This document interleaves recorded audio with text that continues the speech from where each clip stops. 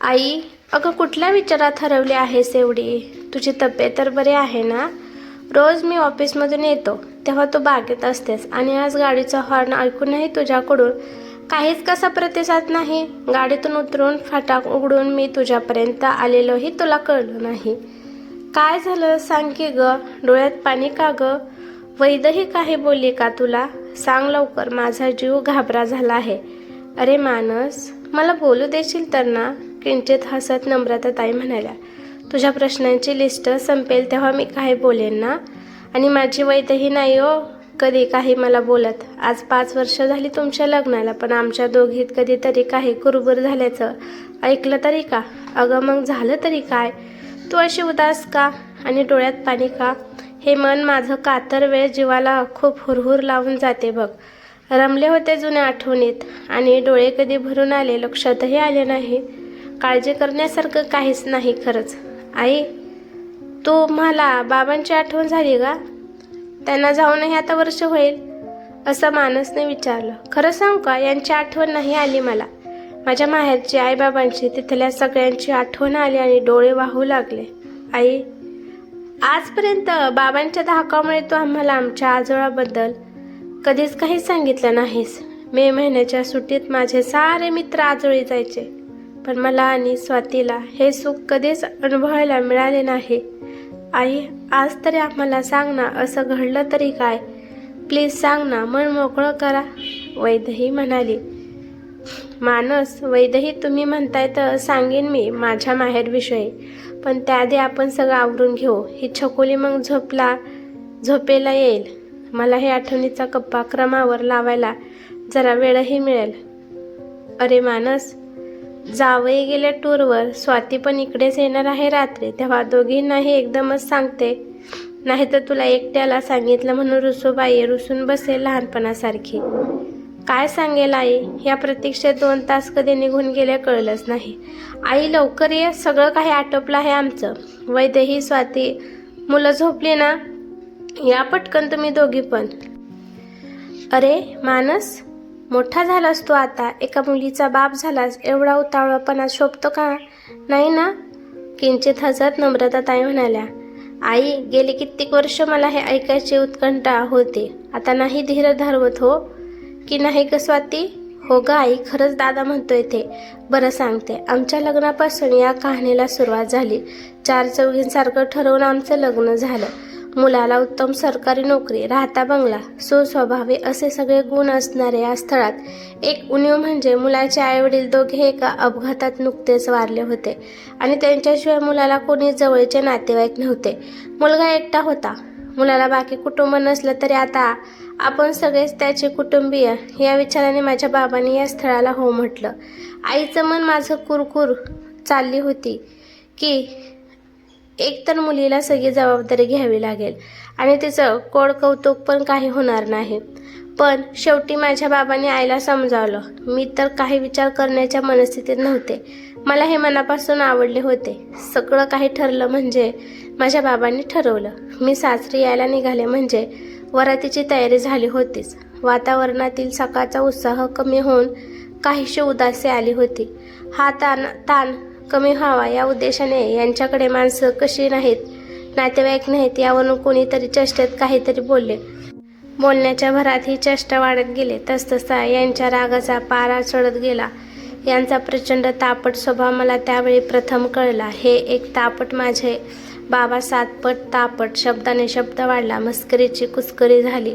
शेवटी यांनी मला पुढे बोलावलं आणि म्हणाले, नम्रता, झाला प्रकार तू पाहिलाच आहे. तुला सासरे यायचं नसेल, माझ्याबरोबर संसार करायचा नसेल तर तो निर्णय तू आताच्या आता सगळ्यांसमोर घे. मात्र एक निश्चित लक्षात ठेव की आता माझ्यासोबत नांदायचा निर्णय घेशील तर हा माहेरचा शेवटचा निरोप असेल. मी तर पुन्हा इथे पाऊल टाकणार नाही, पण तुलाही इथे कधी येऊ देणार नाही. आता या क्षणी तू निर्णय घेऊ शकतेस, पण एकदा निर्णय घेतला की माघार नाही. मंडपात एकदम शांतता पसरली. आईने मला गच्च मिठी मारली आणि डोळ्याला पदर लावत ती क्षणार्धात आत निघून गेली. वडिलांनीही थरथरता हात माझ्या डोक्यावर ठेवला. अश्रूंच्या पडद्यामुळे आम्ही एकमेकांना नीट पाहूही शकलो नाही. ते हे आत निघून गेले. माझ्या ताईमाई आपल्या पतिराजांसह रडू दाबत उभ्या होत्या. 19-20 वर्षाचं माझं वय आणि एवढा मोठा निर्णय मला क्षणात घ्यायचा होता. लग्न तर झालं होतं आणि आईबाबा आत निघून गेल्यामुळे त्यांचा विचार अप्रत्यक्षपणे मला कळला होता. त्यावेळची सामाजिक परिस्थिती, मनावर झालेले संस्कार यामुळे मी परिस्थिती ओळखून त्यांना साथ देण्याचा निर्णय घेतला आणि आमची वरात सासरी आली. बाकी स्वभाव म्हणशील तर उत्तम, पण एकदा राग आला की कोणाचं काही ऐकून घेण्याच्या मनस्थितीत ते नसत. राग थंड झाला की चूक मान्य करून काहीच उपयोग नसे. होणारी गोष्ट तर होऊन गेलेली असे. त्यांचा मूड कशावरून बिघडेल हेही सांगता यायचं नाही. त्यांच्या त्या तापट स्वभावाचे खूप चटके मी सुरुवातीच्या काळात सहन केले. एरवी स्वभावाने लाख असणारा हा माणूस पण हा विषय काढला की कठोरात कठोर होत असे. त्यांचा शब्द मात्र त्यांनी अगदी आयुष्यभर पाळला. मला कशाची कमी पडणार नाही याची काळजी त्यांनी घेतली. माझ्यावर, तुमच्यावर, या घरावर अमर्याद प्रेम केलं. माझ्या बाबांनी, दादाने, भावाने, माझ्या दोघी बहिणींनी त्यांना मनवायचे खूप प्रयत्न केले, पण कशाचाही उपयोग झाला नाही. लग्नानंतर वर्षाच्या आतच मला दिवस गेले. त्यावेळेला आईला भेटायची अनिवार्य तहान मला लागली होती, पण ते घडलेच नाही. यांच्याकडे पोस्टात टाकायला दिलेले पत्र, त्यांची आलेली पत्र मला परवा यांचे कपाट आवरताना लाकडी पेटीत मिळाली. तेव्हा मला हा सारा उलगडा झाला. स्वातीच्या लग्नानंतर मात्र हे खूप उदास असत. मी कारण विचारलं तर माझा हात हातात घेऊन रडायलाच लागले. वयानुसार स्वभावातला रागीटपणाही खूप कमी झाला होता. मला म्हणाले, तू न केलेल्या क्षुल्लक गोष्टीची शिक्षा मी तुला आयुष्यभर देत आलो. तुझ्या जागी दुसरी कोणी बाई असती तर तिने केव्हाच आपलं वचन मोडलं असतं. आज माझ्या लेकीचं लग्न झाल्यावर मला कळतंय काळजाचा तुकडा काढून देणं म्हणजे काय. स्वातीच्या सुदैवाने तिचं सासर, माहेर, नांदत गोकुळ आहे. पण तू हे सगळं कसं सहन केलंस? मी स्वतःला एवढं संवेदनशील समजतो, पण तुझं दुःख तगमग मला कळत असूनही मी न कळल्यासारखं दाखवलं आणि खोट्या अभिमानापायी तुला तुझ्या प्रिय माहेरपासून तोडलं. आता मात्र मी तुला वचनातून मुक्त करतोय. आपण सगळेच बाबांकडे जाऊ. मी त्यांची क्षमा मागेन आणि ते मोठ्या मनाने मला माफ करतील. मन माझं, पण स्वभाव तुमचा असा बनायला काहीतरी कारण झालं असेल ना.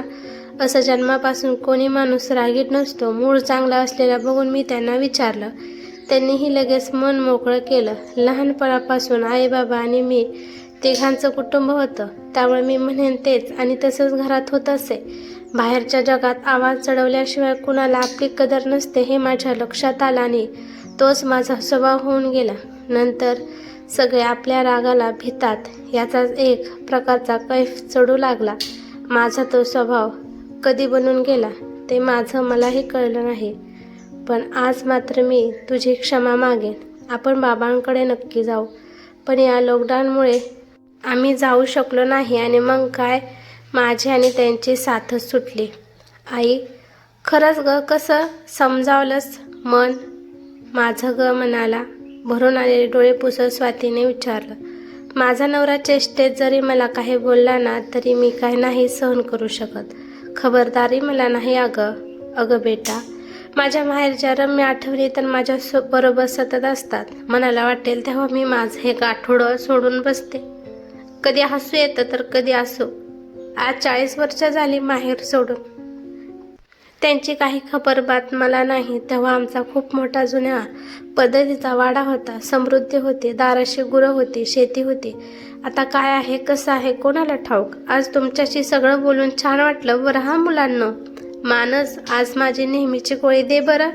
मधमाशांच्या पोळ्याला खडा लागावा तसं झालं आहे. हे आठवणीचं मोहळ सुखाने झोपू देणार नाही.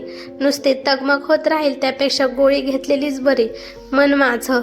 त्यानंतरचे काही दिवस मानस, स्वाती वैदेही सारखे लॅपटॉप घेऊन बसत होते. एकदम एवढं कसलं काम आले कोण जाणे. आणि 4-5 दिवसांनी मानस संध्याकाळी ऑफिसमधून आल्या मला आणि वैदेहीला म्हणाला, चला आपल्याला देवदर्शनाला जायचं आहे. स्वाती आणि ओम पण येणार आहेत. तरी पण एवढ्या उन्हात? मुलं लहान आहेत, त्यांना त्रास होईल. मी बोलायचा प्रयत्न केला. नको ग आई, आधीच खूप उशीर झाला, आता आणखीन उशीर नको. गाडी आहे, आपल्याला काही त्रास होणार नाही. आता कोणी फाटे फोडू नका. मला रजाही मिळाली आहे 4 दिवसांची. उद्या पहाटेच निघूया. मला तर या मुलांचं काही कळत नाही. परवा मी आठवण केली तर म्हणाला, सध्या जरा जास्त काम आहे, नंतर बघू. आणि आज अगदी गडबड करतात. लगेचच दुसऱ्या दिवशी प्रवासाची जय्यत तयारी करून आम्ही सगळे बाहेर पडलो. खूप दिवसांनी प्रवास करत असल्यामुळे मला गाडीच्या एसीचा त्रास होऊ नये म्हणून गोळी घेतली आणि मला प्रवासाची छान गुंगी चढू लागली. मुलांवर सगळं सोपून मी खुशाल झोपेच्या स्वाधीन झाले. आई उतरायचं ठिकाण आलं ग. माणूस मला उठवत होता. एवढी कशी मेली झोप लागली म्हणून मी चुटपुटत उठले. गाडीतून उतरायला वैदेहीने हात दिला आणि माझा हात तिच्या हातात होता आणि एका वाड्यासमोर मी उभी होते. आजूबाजूचा परिसर बदलला असला तरी ज्याचा ठसा कायम मनावर होता तो वाडा मी कसा बरं विसरेन. हे बहुधा स्वप्नच असेल. मी वैदेहीचा हात अजून जोरात दाबला. तिला म्हटलं, चिमटा तरी काढ. मला कसले कसले भास होतात. अजून झोपेत आहे जागे झाले तेच काही कळत नाही. आई अहो खरंच आहे. भव्य असा वाडा, व्यवस्थित तेल पाणी पॉलिश केलेला छान दरवाजा आज फुलमाळांनी सजवला होता. वाड्याचं दार अगदी रिमोट कंट्रोलने उघडल्यासारखं उघडलं आणि दारात माझे वृद्ध आई वडील, माझ्या बहिणी, भाऊजया, भाऊ उभे होते. चांदीच्या ताम्हणातील चांदीच्या निराजनाने ओवळून आम्हाला आत घेतलं. त्याआधी थरथरत्या हाताने आईने भाकर तुकडा ओवळून पायावर पाणी घातलं. पाण्याच्या त्या डोळ्याला झालेल्या स्पर्शाने मी भानावर आले आणि आईच्या कुशीत कधी शिरले, तिच्याशी काय बोलले मला काहीच आठवत नाही. सगळ्यांचे डोळे ओलावले होते. घरातले सगळे माझ्या भोवती बसले होते. गप्पा काही संपत नव्हत्या आणि डोळेही वारंवार भरून भरून येत होते. तेवढ्यात भाऊजाई गरमागरम खमंग थालीपीठ, त्यावर लोण्याचा गोळा आणि सोबत खव्याचा भरपूर नारळ घातलेला लाडू असा नाश्ता मोठ्या प्रेमाने घेऊन आले. माझे डोळे थालीपीठ आणि लाडू पाहूनच पुन्हा भरून आले. मी आईकडे पाहिलं. तिने नजरेनेच मला गोंजारलं. इतक्या वर्षानंतरही माझी आवड लक्षात ठेवून आईने ती जपली होती. सासूबाईंना आता काही काम होत नाही, पण तुम्ही येणार म्हणून हे लाडू खास तुमच्यासाठी त्यांनी स्वतः केले बरं का, वहिनी म्हणाली. मी मानसकडे पाहिलं. त्याच्या डोळ्यात हसू मावत नव्हतं. माझ्याकडे येऊन तो म्हणाला, तुझी कहाणी ऐकून राहवलं नाही बघ. आजकाल मोबाईलमुळे जग खूप जवळ आलं आहे, त्यामुळे शोध घेणं अगदी सोपं झालं. बाबांच्या कपाटात मामांचे पत्ते होते, ते शोधले, संपर्क केला, एकदा येऊनही गेलो आणि तुला आश्चर्यचकित करायचं, सरप्राईज द्यायचं ठरवलं. आई खुश ना? अरे हे काय विचारणं झालं. ग्रीष्माच्या काहलीनंतर वळवायची सर यावी ना, तसं वाटतंय. मी उद्या चैत्र गौरीचं हळदीकुंकू करायचं आहे बरं का वहिनी. मांडणी तुमच्या पद्धतीने तुम्हीच करायची आहे. आम्ही मदतीला आहोतच. तुमचं लग्न झाल्यापासून आम्ही हळदीकुंकू करत होतो, पण आरस मांडणी मात्र फारशी नव्हती. सासूबाई म्हणायच्या, माझी गौ रुसली आहे, ती आली की मोठी आरस करून मनसोक्त हळदीकुंकू करू. प्रत्येक जण काही ना काही प्रस्ताव माझ्यापुढे ठेवत होता आणि सुखाच्या सरीने मी चिंब भिजत होते.